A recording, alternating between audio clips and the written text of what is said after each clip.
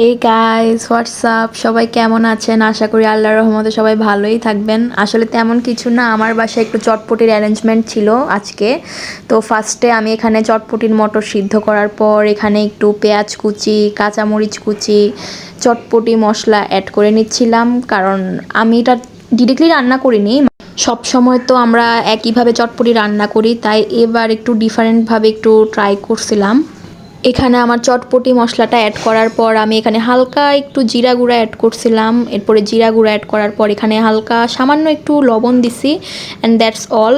এখন আমি জাস্ট এগুলা মিক্স করব অ্যান্ড এনজয় করব।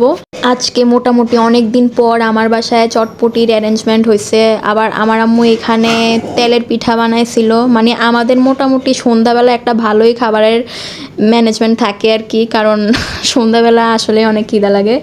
তো আমি এখানে আবার ঝাল ঝাল চটপটি খাওয়ার পর এখানে আবার তেলের পিঠা এনজয় করতেছিলাম। So that's all for today guys. আল্লাহ হাফেজ, সবাই ভালো থাকবেন।